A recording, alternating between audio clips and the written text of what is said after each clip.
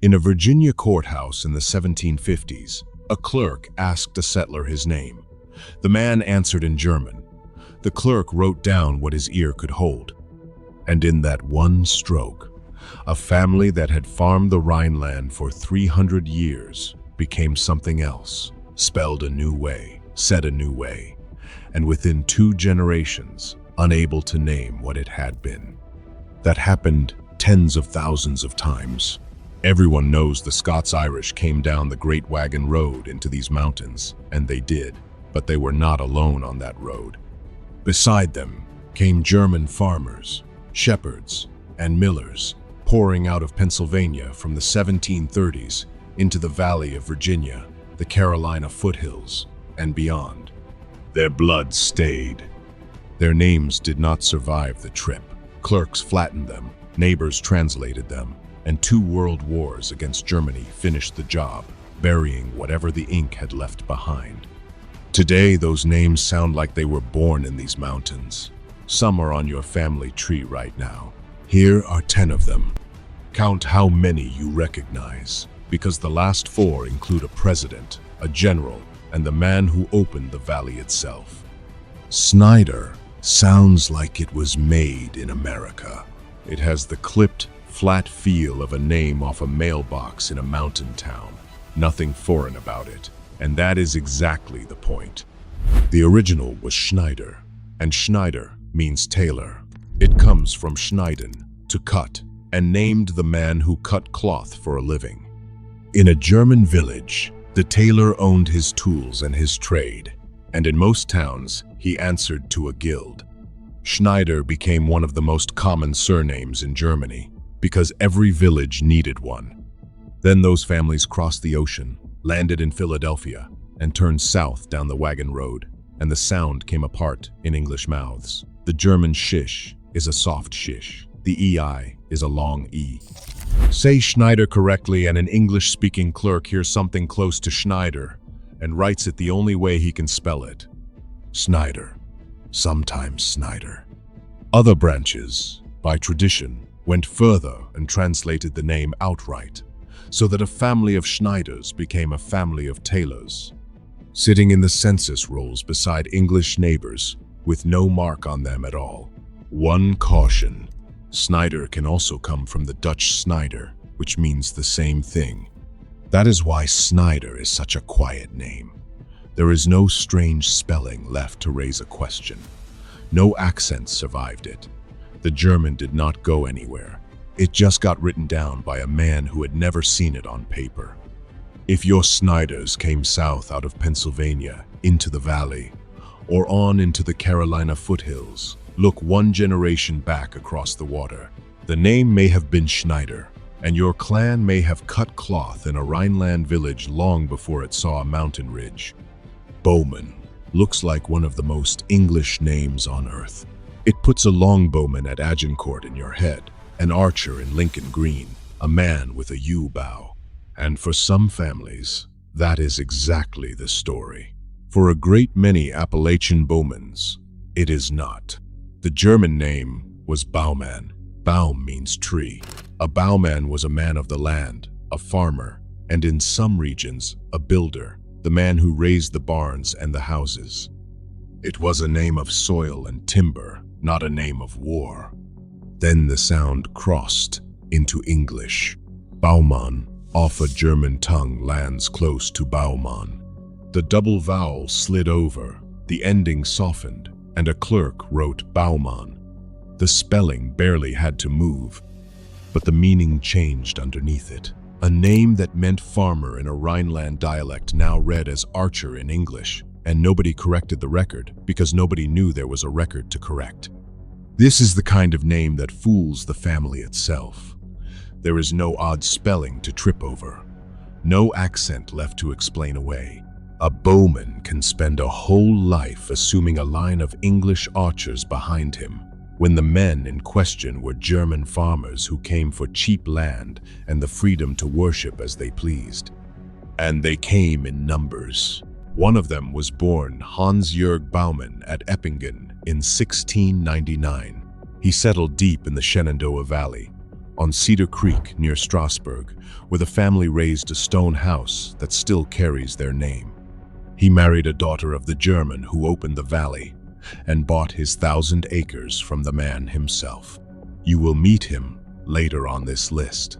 If your Bowmans came through Pennsylvania or the Valley of Virginia, ask whether the name was ever Bowman at all. Schaefer sounds like a nickname or a trade nobody does anymore. It has that hard, plain mountain sound to it, the kind of name you would swear was invented in a West Virginia hollow. For many families, it was invented in a German pasture. The likeliest original is Schaefer, and Schaefer means shepherd. It comes from Schaf, sheep, and it named the man who kept the flock.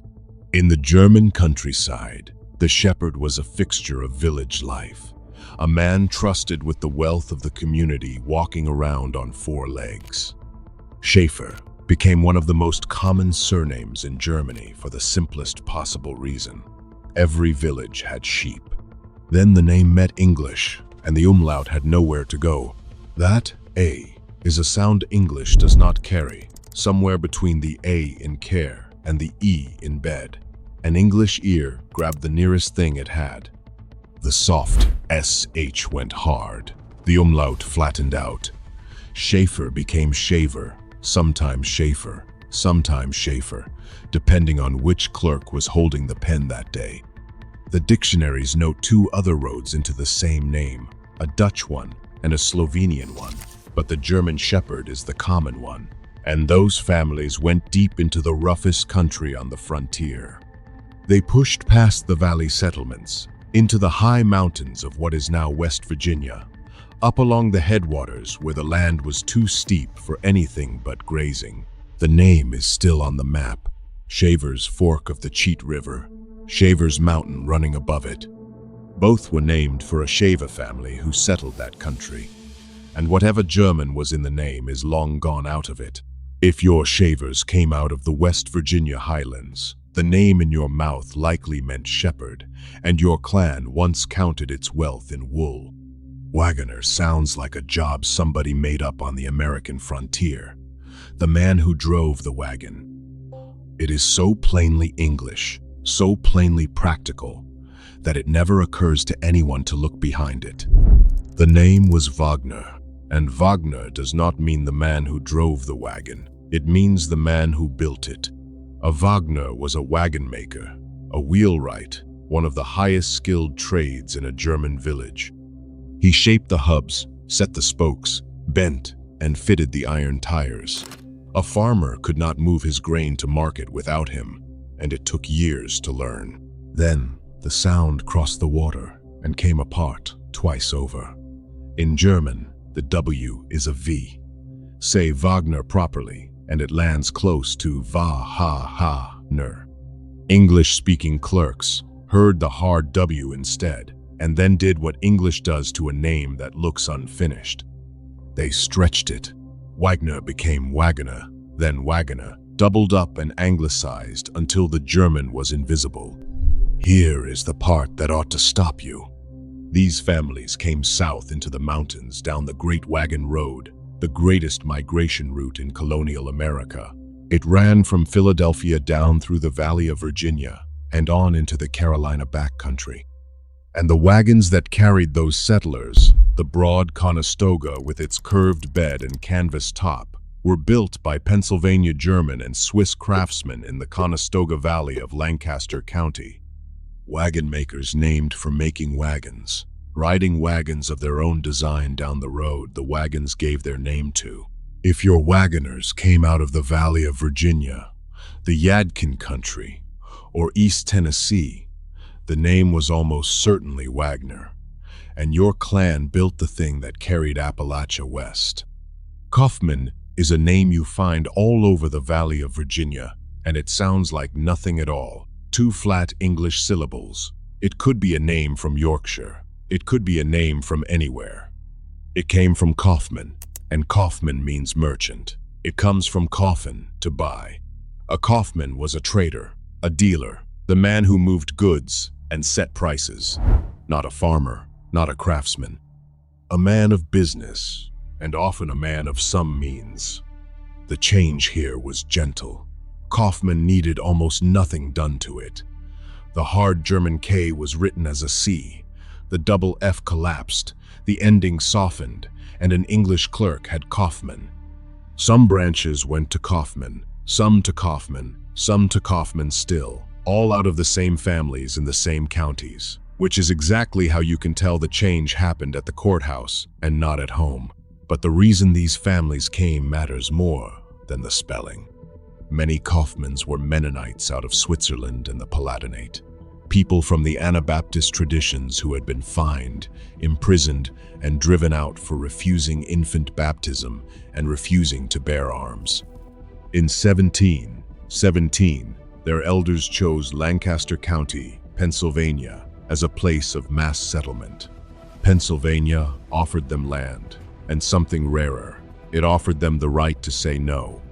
They took the wagon road south and settled thick along the Shenandoah River in what became Page County, farming some of the richest ground in the valley and holding services in German while their names quietly turned English on paper. If your Kaufmans came out of the valley, the name was Kaufman, and your clan crossed an ocean not to fight for land, but to be left alone on it. Klein is scattered across the mountains from Pennsylvania to Georgia, and it is the cleanest case on this entire list. Nothing was mistranslated. Nothing was misheard. One letter moved, and a German family became an American one. The name was Klein. Klein means small. It was a descriptive name, the kind German villages handed out to tell one Hans from another, and it worked so well it became one of the most common surnames in the German-speaking world. Here is why it vanished so easily. In German, that E is a long I. Klein already sounded like Klein. The pronunciation did not need to change at all. Only the spelling had to move. K to C, EI to I. And the name looked like it had always been English. Some families kept Klein. Some went to Klein. Some went to Klein. Same blood, same village, 3 spellings, sorted by nothing more than which clerk wrote it down. And they came in force. Klein families poured out of the German Southwest and Alsace into Pennsylvania, then south, down the wagon road into the North Carolina Piedmont and foothills, into Catawba, Lincoln, and Rowan County. They planted German, Lutheran, and Reformed congregations so thick that at St. Paul's near Newton, founded around 1760, the members were still asking in 1819 for preaching in German or English, whichever suited the congregation best. If German Appalachian ancestry is in your bloodline, and for a lot of you watching it is, head over to the Origin DNA website. I have a 3-volume PDF guide bundle that shows you exactly how to read your raw data and maximize your ancestry or 23andMe results. Link is in the description. But don't go yet, because the last part of this video is the most important. If your name is Klein or Klein, your clan was German, and the name barely had to change to hide it. Kuster is a name that means nothing in English. That is what makes it strange. Miller is a job. Bowman sounds like a job. Kuster sounds like nothing at all. Just 2 syllables with no meaning attached, which is usually the sign that a word has been carried out of one language and dropped into another that had no use for it. The name was Kuster, and a Kuster was not a farmer or a craftsman. He was the sexton of the church, the man who kept the building, rang the bell, dug the graves, and in many German parishes taught the village children their letters. He held the keys, and in a Lutheran or Reformed village that came with real standing. Then the family reached America, and the office died in translation. Paulus Kuster reached Germantown, Pennsylvania, with the early Krefeld settlers, by most accounts in 1684. He was a Mennonite, and he made his living as a bricklayer and stonemason. The umlaut had no English equivalent. The U flattened into a hard U. Kuster became Kuster, then Kuster, and the sacred parish office it once named became a sound with no meaning behind it whatsoever. From Germantown, the family spread west and south, into the Pennsylvania and Ohio country, into the farmland of the frontier. And generations down that line came a boy named George Armstrong Kuster, who took the name to West Point, to Gettysburg, and finally to a ridge above the Little Bighorn. If your name is Kuster, and the trail runs back through Pennsylvania, the name in your mouth once belonged to the man who held the keys to a German church. Height is a small, hard, plain name, one syllable. It looks like it was cut down from something longer, and it was. The man was born Hans Jost Height in the German Southwest at Bonfeld in the Kraichgau. He came to America around 1710, one of thousands of Protestants who had fled the Rhineland for England in 1709 ahead of war, cold, and ruinous taxation. He settled first in New York, then Pennsylvania, and the name began to slip the moment English speakers got hold of it. Hate sounds close to height. Hans Jost became Jost, then Joist, then Justice. Height became Height. By the time the deeds were drawn, the German was gone from the page. Then he did the thing that put him on this list. In 1731, the colony of Virginia granted him and his partners 100,000 acres in the lower Shenandoah Valley, on the condition that he settle families on it. And within a year, he did exactly that, leading 16 families out of Pennsylvania down to the Opequon Creek near what is now Winchester. They are generally credited as the first permanent settlers of that country, and as the first to travel what became the Great Wagon Road. Understand what that means. The German names that came south after him, the Bowmans and Kaufmans and Schaefers of the valley, came down a road he opened and settled on land he proved could be farmed. And he spent his final years in a bitter suit with Lord Fairfax over the title to it, litigation that outlived them both before the courts found for Height. If your name is Height, or Height, or Height, your clan did not merely arrive in these mountains. It unlocked them. Hoover is about as American as a name can get. Say it, and people think of a president, a vacuum cleaner, a dam on the Colorado River. What almost nobody thinks of is a farm in the German Southwest. The name was Huber. A hube was a measured unit of farmland, enough ground to support a family, and the Huber was the man who held one. That distinction mattered. He was not a hired hand and not a peasant scraping by on somebody else's field. He was a settled farmer with land in his own name, and the reference works describe him plainly as a prosperous, small farmer, likely one of the leading men of his village. Huber became one of the 10 most common surnames in the German-speaking world. Then the umlaut hit English and lost. That U has no English equivalent. Say Huber in German, and an English-speaking clerk hears something he cannot spell, so he writes what his ear gives him, Hoover. Sometimes Huber, sometimes Huber still. In the very same county record, a boy named Andreas Huber landed at Philadelphia in 1738 on the ship Two Sisters, 15 years old, out of the German Southwest. He moved the way so many did, from Lancaster County through Maryland and down into the North Carolina backcountry to the Uwharrie River in Randolph County, where he built a grist mill. Before he died, the name was Hoover, written by his own hand. Generations later, from his son John's line, came Herbert Hoover, 31st President of the United States. If your Hoovers came through Pennsylvania before the Revolution, the name crossed an ocean in German, and your clan held its own ground long before it ever saw a mountain. And here is number 1. The name nobody sees coming, because it is the name everybody already has. Miller. Go into any Appalachian county and pull the census. Miller will be near the top of the list. year after year, ridge after ridge. It is the seventh most common surname in the entire country, so common it reads as background noise, and that ordinariness is the disguise. Some Millers are English. The English had Millers too, and the name is old there. But a great many Appalachian Millers were never English at all. They were Millers. Miller means the same thing exactly. The miller, the man who ground grain into flour. And in a German village, he was not one tradesman among many. He was the essential man. The mill was often the largest structure for miles, the only machine anybody had, and every farmer in the valley had to come to him and settle up in a share of his own harvest.